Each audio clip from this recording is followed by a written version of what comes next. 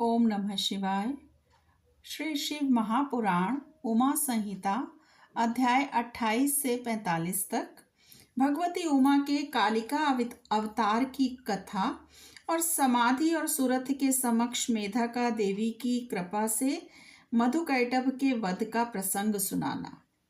इसके अनंतर छाया पुरुष सर्ग, कश्यप वंश, मनवंतर, मनुवंश, सत्यव्रतादि वंश, पितृकल्प और व्यासोत्पत्ति आदि का वर्णन सुनने के पश्चात मुनियों ने सूत जी से कहा कि ब्रह्मवेत्ताओं में श्रेष्ठ सूत जी, हमने आपके मुख से भगवान शिव की अनेकों इतिहासों से युक्त रमणीय कथाएं सुनी हैं जो उनके नाना अवतारों से संबंध रखती हैं तथा मनुष्यों को भोग और मोक्ष प्रदान करने वाली हैं। अब हम आपसे जगत जननी भगवती उमा का मनोहर चरित्र सुनना चाहते हैं। पर ब्रह्म परमात्मा महेश्वर की जो आद्या सनातनी शक्ति हैं, वे उमा नाम से विख्यात हैं।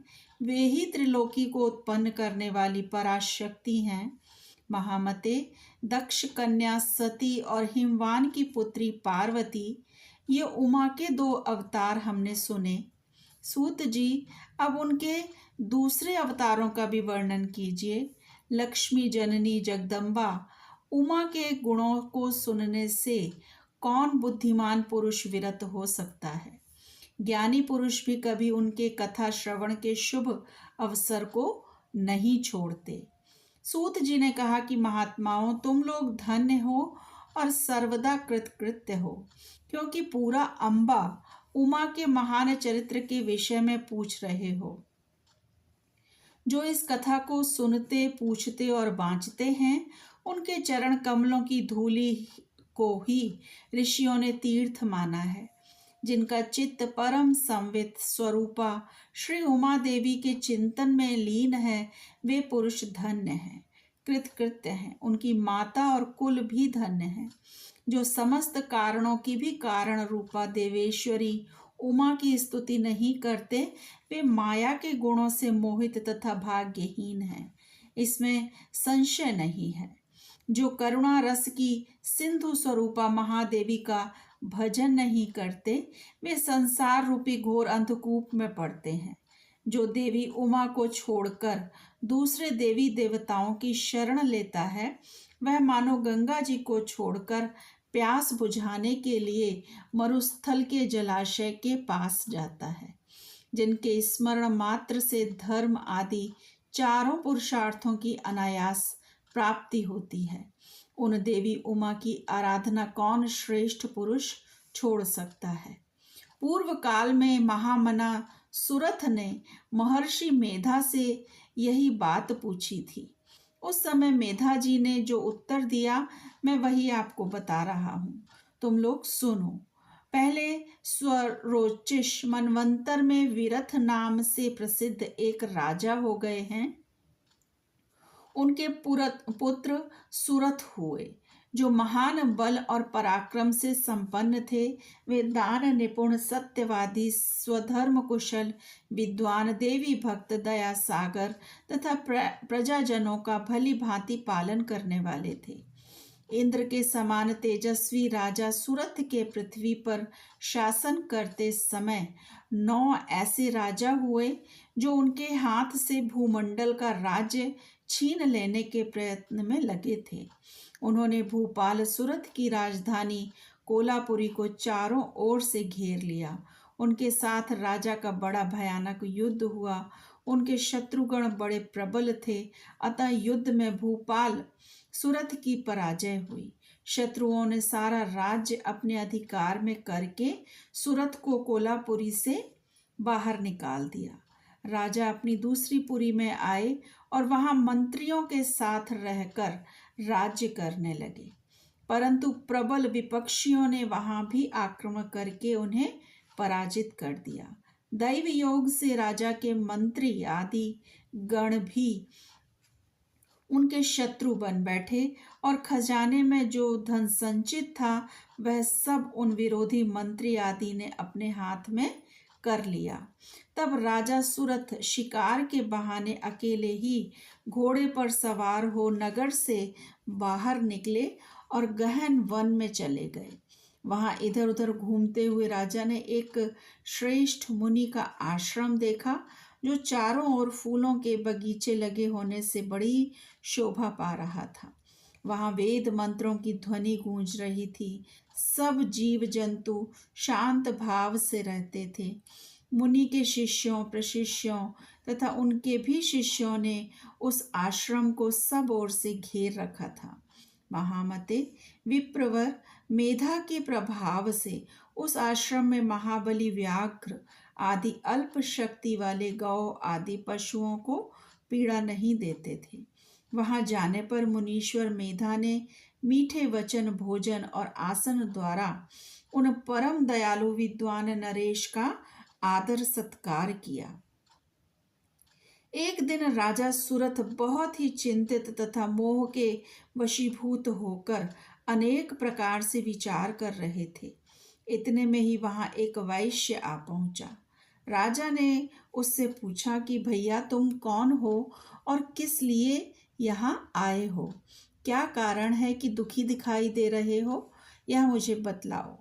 तो राजा के मुख से यह मधुर वचन सुनकर वैश्य प्रवर समाधि ने दोनों नेत्रों से आंसू बहाते हुए प्रेम और नम्रता पूर्ण वाणी में इस प्रकार उत्तर दिया। वैश्य बोला, राजन, मैं वैश्य हूँ, मेरा नाम समाधि है। मैं धनी के कुल में उत्पन्न हुआ हूँ, परंतु मेरे पुत्रों और स्त्री आदि ने धन के लोभ से मुझे घर से निकाल दिया है। अतः अपने प्रारब्ध कर्म से दुखी हो मैं वन में चला आया हूँ। करुणा सागर प्रभो, यहाँ आकर मैं पुत्रों, पौत्रों, पत्नी, भाई, भतीजे तथा अन्य सुहृदों का कुशल समाचार नहीं जान पाता। राजा बोले, जिन दुराचारी तथा धन के लोभी पुत्र आदि ने तुम्हें निकाल दिया है, उन्हीं के प्रति मूर्ख जीव की भांति तुम प्रेम क्यों करते हो? तो वैश्य ने कहा कि राजन, आपने उत्तम बात कही है। आपकी वाणी सार गर्भित है, तथापि स्नेह पाश से बंधा हुआ मेरा मन अत्यंत मोह को प्राप्त हो रहा है। इस तरह मोह से व्याकुल हुए वैश्य और राजा दोनों मुनिवर मेधा के पास गए। वैश्य सहित राजा ने हाथ जोड़कर मुनि को प्रणाम किया और इस प्रकार कहा कि भगवान, आप हम दोनों के मोहपाश को काट दीजिए। मुझे राज्य लक्ष्मी ने छोड़ दिया और मैंने गहन वन की शरण ली है, तथापि राज्य छिन जाने के कारण मुझे संतोष नहीं है। और यह वैश्य है जिसे स्त्री आदि स्वजनों ने घर से निकाल दिया है, तथापि उनकी ओर से इसकी ममता दूर नहीं हो रही है।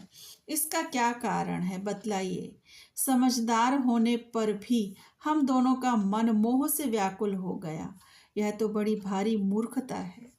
ऋषि बोले, राजन, सनातन शक्ति स्वरूपा जगदम्बा महामाया कही गई हैं।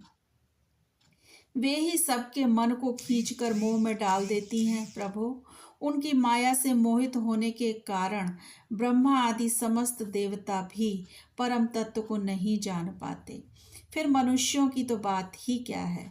वे परमेश्वरी ही रज, सत और तम, इन तीनों गुणों का आश्रय ले समयानुसार संपूर्ण विश्व की सृष्टि, पालन और संहार करती हैं।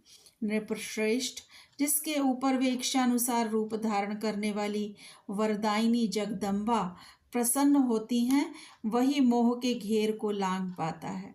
राजा ने पूछा कि मुने, जो सबको मोहित करती हैं, वे देवी महामाया कौन है और किस प्रकार उनका प्रादुर्भाव हुआ है? यह कृपा करके मुझे बतलाइए। तो ऋषि बोले, जब सारा जगत एकार्णव के जल में निमग्न था और योगेश्वर भगवान केशव शेष की शैया बिछाकर योग निद्रा का आश्रय ले शयन कर रहे थे, उन्हीं दिनों भगवान विष्णु के कानों के मल से दो असुर उत्पन्न हुए, जो भूतल पर मधु और कैटभ के नाम से विख्यात हैं।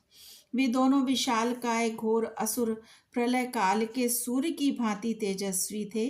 उनके जबड़े बहुत बड़े थे। उनके मुख दाढ़ों के कारण ऐसे विकराल दिखाई देते थे मानो वे संपूर्ण जगत को खा जाने के लिए उद्यत हों। उन दोनों ने भगवान विष्णु की नाभि से प्रकट हुए कमल के ऊपर विराजमान ब्रह्मा को देखकर पूछा कि अरे तू कौन है। ऐसा कहते हुए वे उन्हें मार डालने के लिए उद्यत हो गए।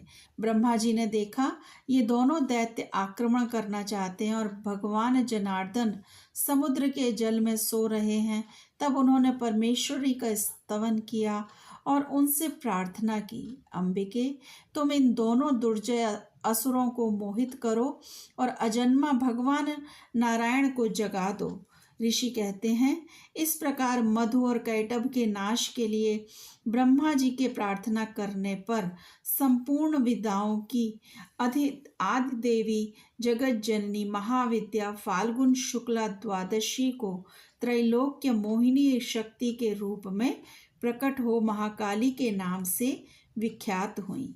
तदंतर आकाशवाणी हुई कि कमलासन डरो मत, आज युद्ध में मधु कैटभ को मारकर मैं तुम्हारे कंटक का नाश करूंगी। यों कहकर वे महामाया श्री हरि के नेत्र और मुख आदि से निकलकर अव्यक्त जन्मा ब्रह्मा के दृष्टिपथ में आ खड़ी हो गईं। फिर तो देवाधिदेव ऋषिकेश जनार्दन जाग उठे। उन्होंने अपने सामने दोनों दैत्य मधु और कैटभ को देखा। उन दैत्यों के साथ अतुल तेजस्वी विष्णु का 5000 वर्षों तक बाहु युद्ध हुआ। तब महामाया के प्रभाव से मोहित हुए उन श्रेष्ठ दानवों ने लक्ष्मीपति से कहा कि तुम हमसे मनोवांछित वर ग्रहण करो। नारायण बोले, यदि तुम लोग प्रसन्न हो तो मेरे हाथ से मारे जाओ, यही मेरा वर है, इसे दो। मैं तुम दोनों से दूसरा वर नहीं मांगता। ऋषि कहते हैं उन असुरों ने देखा कि सारी पृथ्वी एक अर्णव के जल में डूबी हुई है। तब वे केशव से बोले कि हम दोनों को ऐसी जगह मारो जहाँ जल से भीगी हुई धरती ना हो।